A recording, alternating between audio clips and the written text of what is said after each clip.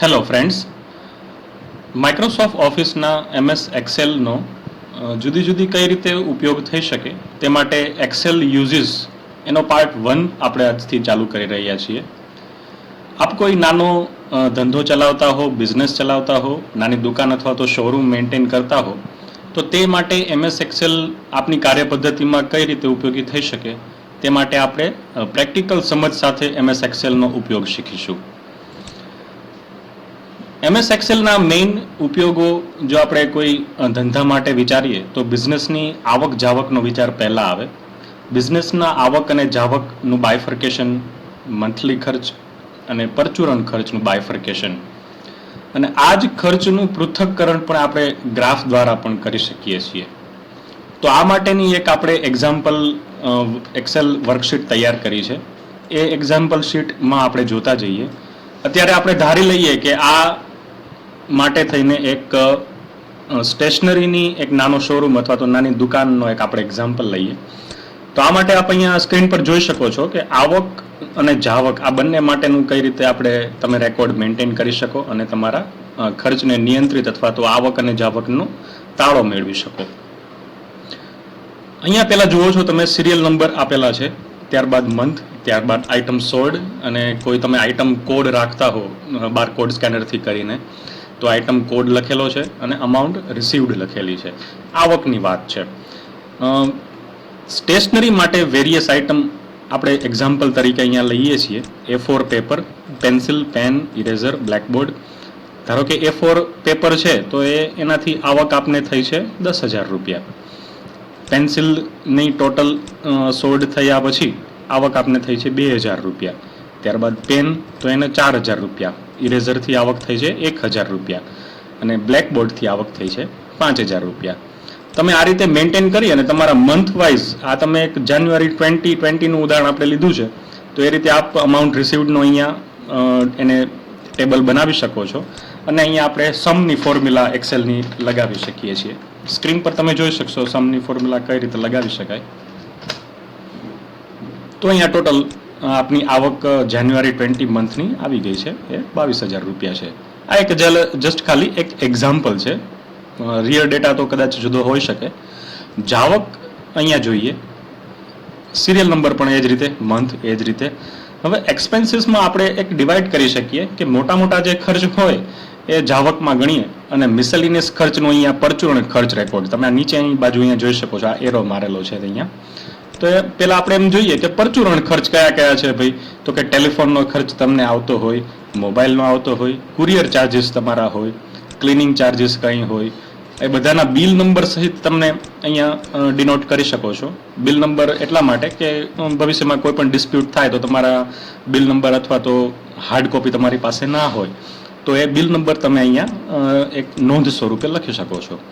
તો એ બધાની amount paid 500, 700, 2,000, 1,000 અને સેમ જેવી રીતે અહીંયા સમ કર્યો છે એ જ રીતે સમની ફોર્મ્યુલા અહીંયા પણ આપણે લગાવી શકીએ છીએ. તો અહીંયા 4200 જેવો ખર્ચ આવે છે, બરાબર છે મિત્રો. સ્ક્રીન બતાવવાનો મેઇન પ્રેક્ટિકલ સમજ આપને મળી રહે એ માટેનો જ છે. સાથોસાથ આવી નાની નાની ફોર્મ્યુલાઓ બી તમે સાથે શીખતા જાઓ એ પણ ઈચ્છનીય છે, બરાબર છે. ત્યારબાદ જાવકમાં આપણે મોટા ખર્ચાઓ લઈ લઈએ. એક્સપેન્સીસમાં મોટા ખર્ચાઓ, લોજિસ્ટિકનો ખર્ચો હોય, તમે ક્યાંકથી જથ્થાબંધ માલ મંગાવતા હો હોલસેલર પાસેથી તો એના માટેનો ચાર્જીસ હોય. તમે દુકાનમાં કે શોરૂમમાં કોઈ સેલરીડ એમ્પ્લોય રાખ્યા હોય તો એની સેલરી માટેનો પણ ખર્ચો છે. ટેક્સીસ પેઇડ, તમે GST પે કરતા હો તો એના માટેનો આ ખર્ચ છે. ત્યારબાદ આ મિસેલિનિયસ ખર્ચ જે છે એ તમારે 4200 રૂપિયા જે અહીંયા તમને દેખાય છે સ્ક્રીન પર એ તમારે દર વખતે લેવા ના પડે. ધારો કે અહીંયા આપણે કુરિયરનો ચાર્જીસ 4200 ની બદલે 2500 રૂપિયા થઈ ગયો છે તો એ સમ ઓટોમેટિક તમે અહીંયા જોઈ શકો છો કે ઓટોમેટિક અપડેટ થઈ જાય છે અને એ જ ફિગર અહીંયા 4700 અહીંયા અપડેટ થઈ જાય છે. હવે એ કેવી રીતે થાય તો કે અહીંયા ઇઝ ઇક્વલ ટુ સાઇન કરી અને આ સેલનું તમારે નામ આપી દેવાનું. કયો છે? L18 છે. L18 અહીંયા તમે ફોર્મ્યુલા બારમાં જોઈ શકો છો. આખી ફંક્શન અને ફોર્મ્યુલા બાર છે. એના પછી તમે એન્ટર આપો એટલે તમારે હવે જ્યારે જ્યારે પણ અહીંયા સમ અપડેટ થશે ત્યારે ત્યારે અહીંયા પણ ઓટોમેટિક અપડેટ થઈ જશે. હવે અહીંયા પણ સમની ફોર્મ્યુલા તમે લગાડી શકો છો આ જ રીતે. K4 થી K7 તો એ સમ તમારો આવી ગયો. એટલે આ જાન્યુઆરી 2020 માટે તમારો આવક અને જાવકનો ખર્ચ તમે આ રીતે મેન્ટેન કરી શકો. આ એક જસ્ટ ખાલી ઉદાહરણ છે. ખર્ચ અને આવક અને જાવક તો પ્રેક્ટિકલી ઘણા જુદા હોઈ શકે છે. ત્યારબાદ હવે આપણે જોઈએ કે ખર્ચનું પૃથ્થકરણ તમે ગ્રાફ દ્વારા કઈ રીતે સમજી શકો. આપણે જ્યારે આગલા વિડીયો બનાવશું મેનુ વાઇઝ, તો મેનુના એક અગત્યના ભાગ તરીકે ગ્રાફ, ઇન્સર્ટ ગ્રાફ તરીકે એક સારો એવો ટોપિક આપણે ડીપલી કવર કરશું. અત્યારે અહીંયા એક્સેલ શીટમાં જોઈએ, એક નવી જ એક્સેલ શીટ બનાવી છે. તો એમાં અત્યારે આપણે જે આગલા શીટ હતી આવક અને જાવક, તો એ બંનેનો ડેટા મેં અહીંયા કોપી કરી લીધો છે. આવક આટલી છે, જાવક આટલી છે. હવે અત્યારે તમને બીજું ડીપમાં ન જવું હોય તો અત્યારે તમે રેન્જ સિલેક્ટ કરી શકો છો અને એ પરથી ગ્રાફ મેળવી શકો છો. કઈ રીતે આવો જોઈએ. આઇટમ સોલ્ડ થી માંડીને તમે ડ્રેગ કરી શકો છો તમારા માઉસને અને આ અમાઉન્ટ રિસીવ્ડ આ રીતે તમે સિલેક્ટ કરી લો. ત્યારબાદ ઇન્સર્ટ મેનુમાં જાઓ. કોલમ વાળો આપણે 2D ગ્રાફ અત્યારે એકદમ સાદો સિમ્પલ સિલેક્ટ કરીએ, એના ઉપર ક્લિક કરો તો આ તમારો અહીંયા સીધો જ ગ્રાફ તૈયાર થઈને આવી જશે. તમે જોઈ શકો છો અમાઉન્ટ રિસીવ્ડ આવી ગયું. આપણે એક્સ એક્સિસ અને વાય એક્સિસમાં ડિવાઈડ કરીએ તો એક્સ એક્સિસમાં આ A4 paper, pencil, pen, eraser અને વાય એક્સિસમાં અમાઉન્ટ રિસીવ્ડ રૂપીઝમાં તમને જોવા મળે છે. બરાબર છે. એ જ રીતે ફરીથી અહીંયા જોઈએ જાવકનું આપણે જોવું હોય તો અહીંયા લોજિસ્ટિકથી માંડીને ડ્રેગ કરી અને તમે અહીંયા મિસેલેનિયસ ખર્ચ સુધીનું અત્યારે આપણે અહીંયા 0 બતાવે છે એટલે આપણે એક અહીંયા ફોર્મ્યુલા મારી દઈએ. લોજિસ્ટિકથી માંડીને અહીંયા મિસેલેનિયસના ખર્ચ અમાઉન્ટ પેડ સુધીનું આપણે રેન્જ સિલેક્ટ કરીએ. ત્યારબાદ ફરીથી ઇન્સર્ટમાં જઈએ, કોલમમાં જઈએ, 2Dમાં જઈએ તો એ તમને ગ્રાફ મળી ગયો. ગ્રાફનો પિક્ચોરિયલ વ્યૂ મેળવવાનો મેઇન પર્પઝ એ જ હોય છે કે તમે ફિગર ન જોવા જાઓ અને સીધું જ તમે ડિસાઇડ કરી શકો છો કે ભાઈ A4 પેપર જાન્યુઆરી 2020માં તેનાથી મને આવક અથવા તો ઇન્કમ વધારે થઈ છે અને જાવકમાં તો કે સેલરી, ઓલવેઝ સેલરી તમારી એમ્પ્લોયની જે હોય એ તમારે એ ભાગ થોડો જાવકમાં વધારે રહે, તો એ સેલરી વાળો ભાગ જાવકમાં વધારે છે. તો આ એ થયું graphical representation of your income and expense data. ત્યારબાદ જોઈએ કે સ્ટોક મેનેજમેન્ટ તમે કઈ રીતે કરી શકો છો. મિત્રો, આવક અને જાવકનો સ્ટોક રેકોર્ડ રાખવો એ કોઈ પણ દુકાન કે શોરૂમ માટે અથવા તો કોઈ નાની પેઢી હોય તેના માટે સ્ટોક રેકોર્ડ રાખવો એ ખૂબ જ અગત્યનો ભાગ છે. ત્યારબાદ તમારે જે આવક અને જાવકનો સ્ટોક છે, ક્વોન્ટિટી તમારી મેન્ટેન થાય છે, એના પરથી ભવિષ્યમાં તમારા સ્ટોકની જરૂરિયાત કેટલી રહેશે એ તમે પણ ખાસ તમારા બિઝનેસને મેન્ટેન કરવા માટે એક જરૂરી અગત્યનો ભાગ છે. તો સ્ટોક મેનેજમેન્ટ કઈ રીતે કરી શકીએ એ આપણે જોઈએ. ફરીથી એક્સેલ શીટમાં જઈએ. એક બીજી શીટ બનાવી છે. આપણે એમાં બે ભાગ પાડ્યા છે, સ્ટોક રિસીવ્ડ અને સ્ટોક સોલ્ડ. આપણે જે સ્ટેશનરીનું ઉદાહરણ લઈએ એ જ આપણે અહીંયા મેન્ટેન કરીએ અને એક બેઝિક તમારી આઇટમ હોય, ધારો કે બ્લેકબોર્ડ તમે સ્ટેશનરીમાં વેચો છો તો એ બ્લેકબોર્ડનું આપણે ત્યારે આઇટમ કોડ એક 1A એવો ધારી લીધો છે અને અહીંયા date, provider, item code, quantity, amount of 1 piece, amount paid અને જીએસટી ઇફ એપ્લિકેબલ. કદાચ જે તે આઇટમમાં જીએસટી લાગતો હોય, ન લાગતો હોય, જુદા જુદા સ્લેબ્સમાં આવતા હોય તો એ રીતે તમે આમાં ગણી શકો છો. અહીંયા એક્ઝામ્પલમાં જોઈએ કે ડેટ સ્ટોક રિસીવ્ડમાં ડેટ 1/1/2020 પ્રોવાઈડર કોણ છે? આપણે કંપની ધારી લઈએ કે એબીસી કંપની હોલસેલર કંપની છે, એને આપણે આઇટમ આપણી જે કોડ છે બ્લેકબોર્ડ 1A એની 25 ક્વોન્ટિટી આપને પ્રોવાઈડ કરી છે. તો એક જાતનું તમે અહીંયા રેકોર્ડ થઈ ગયો અને એક અમાઉન્ટની 1/1/2020ના રોજ એક પીસની અમાઉન્ટ કેટલી હતી? 1000.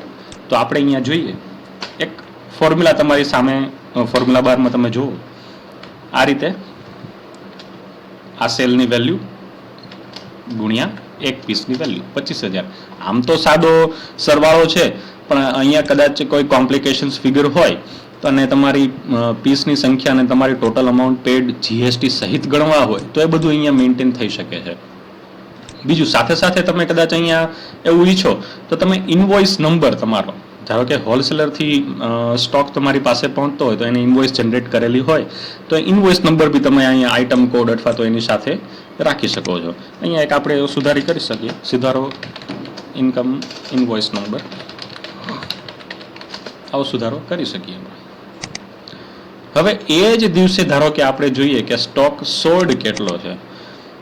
આપણે સ્ટેશનરીના એક્ઝામ્પલમાં બ્લેક બોર્ડ વાળી આઇટમને અત્યારે ધ્યાનમાં લઈએ તો સ્ટોક સોલ્ડમાં 1/1/2020માં આઇટમ સોલ્ડ કેટલી હતી, આપણે રિસીવ્ડ કરી હતી એ જ દિવસે 25 અને એ જ દિવસે આપણે વેચી કેટલી 20 અને સેમ એ જ રીતે ફિગર આપણે 20,000 1000ના ભાવ લેખે 20,000.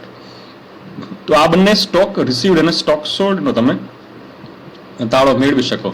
એ જ રીતે આપ તમે અહીંયા આઇટમ ઉમેરતા જાઓ, પેન હોય કે પેન્સિલ હોય કે એ બધી તમે આઇટમ અહીંયા મેન્ટેન કરી અને પછી તમે આખો સરવાળો મેળવી શકો કે ભાઈ જાન્યુઆરી 2020ના મંથમાં મારી ટોટલ ક્વોન્ટિટી મેં કેટલી મંગાવી અને સાથે એ જ ક્વોન્ટિટીની આઇટમ કેટલી સોલ્ડ થઈ છે એ પણ તમે જાણી શકો છો. હવે અહીંયા બીજું જોઈએ કે એક્સેલનો બીજો ઉપયોગ એક સારો એવો કહી શકીએ તો ચેનલ પાર્ટનર મેનેજમેન્ટમાં થઈ શકે છે. એ કઈ રીતે? તો કે હોલસેલર કોન્ટેક્ટ હોય તો એના આપણે કોન્ટેક્ટ નંબર આપણા હાથ વગર રાખવા હોય તો એ આપણે એક એના એડ્રેસ, એના કદાચ જીએસટી નંબર આપણે ઉપયોગમાં લેવા હોય અથવા તો રેકોર્ડ માટે રાખવા હોય તો એ જીએસટી નંબર, એનું address, contact number, emergency number, એની ટ્રાન્સપોર્ટ અને લોજિસ્ટિક ચેનલ આપણી કઈ કઈ હોય છે એ તમે ધ્યાનમાં લઈ શકો છો. અને ચેનલ પાર્ટનરમાં એક આપણે કદાચ ગોડાઉન જો તમારું હોય અથવા તો વેરહાઉસ તમારું હોય તો એના પણ કોન્ટેક્ટ નંબર અને મેન્ટેન કરી શકો છો. એ કઈ રીતે જોઈએ તો આપણે એક રેકોર્ડ કઈ રીતે બનાવી શકીએ તો એક અહીંયા એક્ઝામ્પલ લીધું છે આપણે કે હોલસેલર નેમ એક આપણે અહીંયા બનાવી લઈએ, લોજિસ્ટિક ટ્રાન્સપોર્ટ પ્રોવાઈડર કંપની કઈ છે એ આપણે બનાવી લઈએ, ટ્રાન્ઝેક્શન ડેટ આપણી કઈ છે, આઇટમ કોડ અથવા તો આઇટમ ડિટેલ કઈ છે એ જોઈ લઈએ, ક્વોન્ટિટી એ કેટલી મંગાવી હતી, bill amount, invoice number, GST paid. અને એક તમારા પર્સનલ રેકોર્ડ માટે પણ તમે રાખી શકો છો. હવે તમે એક જ વસ્તુની જુદી જુદી 3 કે 4 બ્રાન્ચ એક સિટીમાં ચલાવતા હોય તો અને ગોડાઉન કે વેરહાઉસ પણ કંઈ જુદા હોય તો તમારો આજે મંગાવેલો માલ એ કઈ જગ્યાએ પડેલો છે તો એ તમે અહીંયા નોટ સ્વરૂપે રાખી શકો.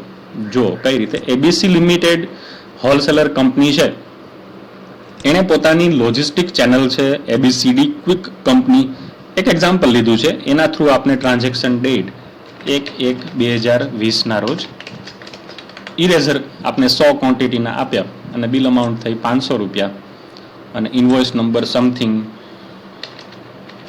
હોય, જીએસટી પેઇડ આપણે સમથિંગ અમાઉન્ટ હોય. તો એ અત્યારે ક્યાં લોકેટેડ છે તો કે ભાઈ આ જે 1/1/2020ના રોજ ઇરેઝર મંગાવેલા હતા એ પડ્યા છે બ્રાન્ચ નંબર 1માં. બ્રાન્ચ 1માં XYZ સિટી અથવા તો XYZ એરિયા તમે લખી શકો છો. હોલસેલર બીજો છે, તમે પેન્સિલ કોઈ બીજી કંપનીની મંગાવતા હો તો XYZ એ લિમિટેડ છે, ઝેડ સ્પીડ કંપની લોજિસ્ટિક છે અથવા તો કુરિયર કંપની છે, કંઈ પણ કહીએ, ટ્રાન્સપોર્ટ પ્રોવાઈડર છે.